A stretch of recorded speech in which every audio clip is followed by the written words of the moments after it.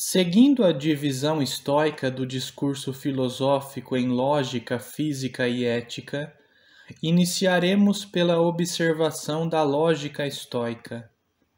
Pelo termo lógica hoje, geralmente se entende a análise formal de argumentos. Embora esse tipo de raciocínio abstrato tenha sido uma parte importante da lógica na antiguidade, a lógica antiga era muito mais ampla do que a sua contraparte moderna. Lógica traduz logiqué, e logiqué é aquela parte da filosofia que examina o logos, razão, linguagem ou argumento, em todas as suas formas, inclusive argumentos formais, argumentos retóricos, discurso, gramática, filosofia da linguagem e verdade, ou seja, epistemologia. O raciocínio abstrato formal que agora constitui a lógica era conhecido na antiguidade como uma parte da dialética, e a dialética era apenas uma parte da logiqué. Para os estoicos, a lógica tinha duas divisões principais, a dialética e a retórica. Outros estoicos acrescentaram a definição e a canônica epistemologia como partes adicionais, e alguns adicionaram a canônica, mas não a definição. Nas páginas seguintes examinarei primeiro a dialética estoica, em seguida o que poderíamos chamar de sua filosofia da linguagem e finalmente sua epistemologia. Deixarei de lado, contudo, suas discussões de retórica e seu importante trabalho que trata de gramática. A lógica estoica não se saiu bem na história posterior. É justo dizer que a sua importância não foi compreendida de fato até bem recentemente pelo lógico polonês Lucas Siewicz, no começo do século XX. As fontes mais antigas do nosso conhecimento da lógica estoica são Diógenes Laércio, Sexto Empírico e Galeno. Relata-se que o fundador do estoicismo, Zenão, estudou com o filósofo megárico Estilpo. Essa informação é relevante aqui porque o megárico tem uma reputação forte por seu trabalho em lógica. Dentre os lógicos megáricos famosos estão Euclides, fundador da escola megárica, Eubúlides, criador de muitos paradoxos famosos, tais como o do mentiroso e o Sorites, e Filo, colega de Zenão como aluno de Estilpo. A educação de Zenão na lógica megárica sem dúvida se mostrou uma influência decisiva no desenvolvimento inicial da lógica estoica. O filósofo estoico mais estreitamente associado à lógica estoica, contudo, é Crisipo, e parece provável que Crisipo contribuiu muito para moldar a lógica estoica como a conhecemos. Aliás, sugeriu-se que a envergadura de Crisipo como lógico rivaliza até com a de Aristóteles. Antes de discutir diretamente a lógica estoica, pode ser útil começar com uma explicação breve da lógica de Aristóteles, pois essa explicação nos tornará aptos para ver em que a lógica estoica e aristotélica diferem uma da outra. Observem o seguinte argumento: todo ser humano é animal, todo animal é mortal, logo, todo ser humano é mortal. Este tipo de argumento se chama silogismo, e a famosa conceituação que Aristóteles faz do silogismo está no livro Primeiros Analíticos. A última linha, a conclusão, se segue necessariamente das duas primeiras linhas, as premissas. Caso se aceite que as duas premissas são verdadeiras, deve-se aceitar necessariamente que a conclusão é verdadeira. Assim é porque a estrutura formal do argumento é o que se chama de válida. Caso se substitua os termos no argumento por letras, a estrutura formal ficará mais clara. Todo A é B. Todo B é C. Logo, todo A é C. Todo argumento que tiver essa forma, independentemente do que as letras substituírem, será um argumento válido. Por exemplo, toda banana é fruta. Toda fruta é roxa. Logo, toda banana é roxa. Este argumento ainda é válido em sua forma lógica, ainda que se duvide da verdade de uma de suas premissas. A conclusão se segue necessariamente das premissas, e caso se aceite que as duas premissas são verdadeiras, ter-se-ia de aceitar que a conclusão é verdadeira. Esta forma de argumento é um exemplo de um silogismo aristotélico. Outros exemplos incluem: toda banana é fruta. Algumas bananas são verdes. Logo, algumas coisas verdes são fruta. Todo A é B. Algum A é C. Logo, alguns C são B. Nenhuma fruta é preta. Todo carvão é preto. Logo, nenhum carvão é fruta. Nenhum A é B. Todo C é B. Logo, nenhum C é A. Como se pode ver, a lógica aristotélica faz uso de 4 termos lógicos básicos: todo, algum, é são e não é são, ou nenhum. Há muitas outras características da lógica silogística de Aristóteles que também é preciso observar. Uma dessas características é a lógica aristotélica dizer respeito exclusivamente a termos universais. Por conseguinte, o conhecidíssimo exemplo Sócrates é homem, todo homem é mortal, logo Sócrates é homem, não é um silogismo de verdade porque Sócrates é um particular, não um universal.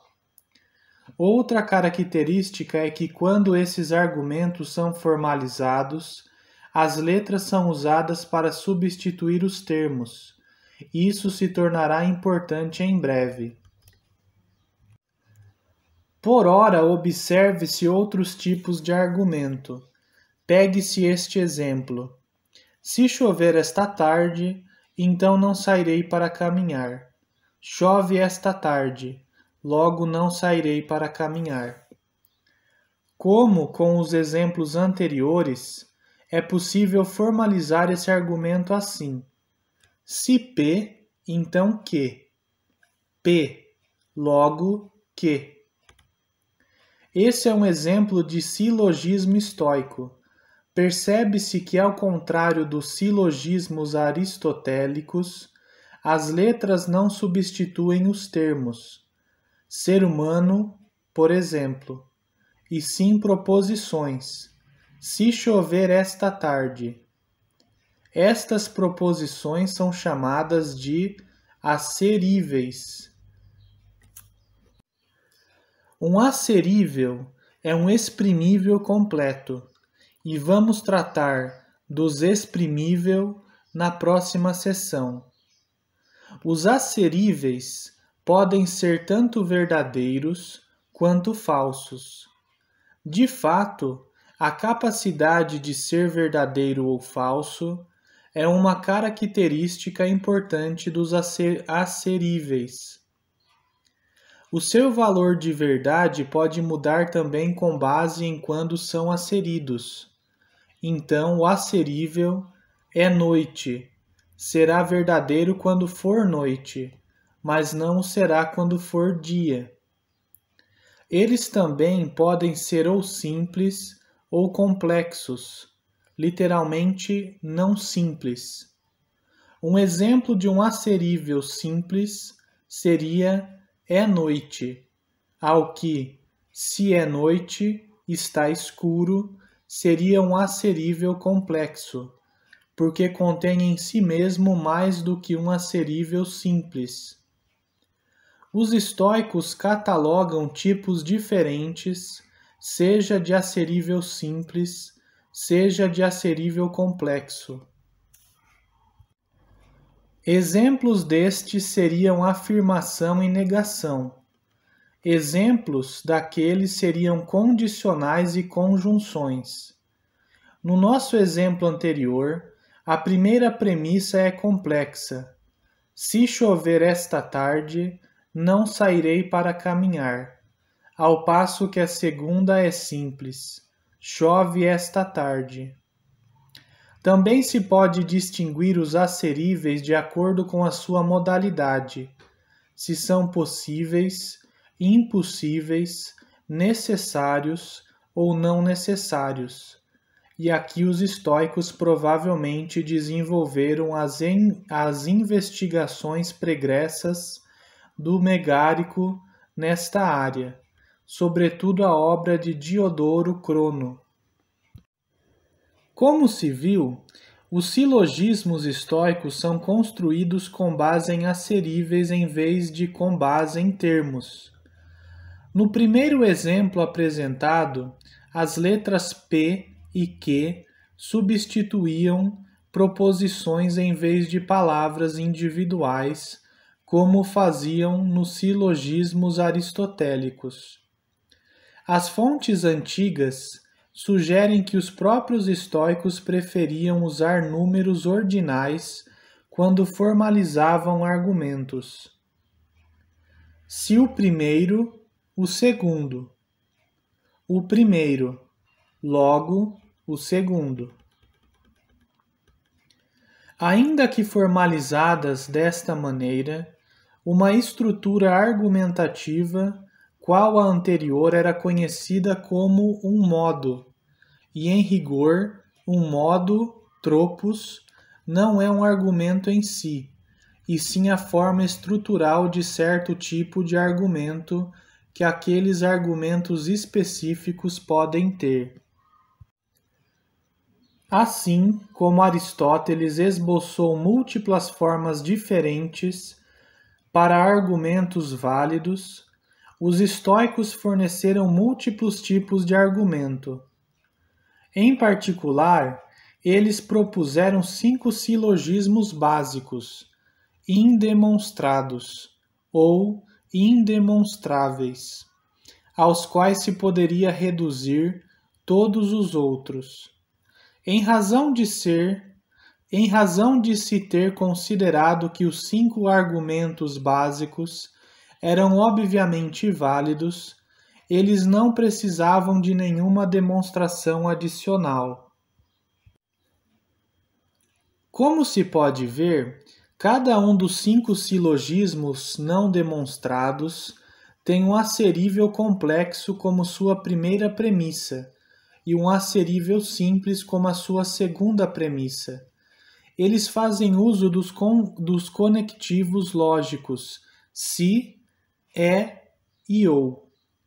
Um argumento que envolve um se é conhecido como condicional. Argumentos que envolvam e ou são conhecidos como conjunções ou disjunções, respectivamente. Note-se também o uso de não para negação. Assim, enquanto os silogismos aristotélicos dependem de 4 termos lógicos centrais, todo, algum, é e não é, os silogismos estoicos têm seu próprio conjunto de 4 termos centrais, se, e, ou e não. Para dar uma ideia de como uma gama muito mais ampla de argumentos pode ser extrapolada desses 5 tipos básicos, nós nos concentraremos brevemente no primeiro tipo. Se P, então Q. P, logo Q. Neste exemplo, a primeira premissa, um acerível complexo, contém 2 aceríveis simples, ambos afirmativos. No entanto, um ou ambos poderiam igualmente ser negativos. Assim, além de se P, então Q, essa premissa inicial poderia alternativamente ser se não P, então Q, ou se P, então não Q, ou se não P, então não Q. Isso de imediato nos dá 4 versões ligeiramente diferentes do primeiro argumento indemonstrado. Permutações semelhantes também são possíveis para os outros 4 argumentos indemonstrados.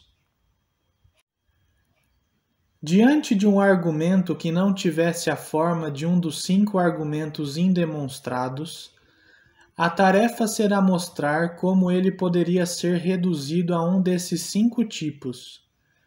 Dever-se-á executar essa tarefa de acordo com um conjunto de princípios lógicos que os estoicos chamaram de themata, ou regras fundamentais, as quais, segundo se diz, são 4.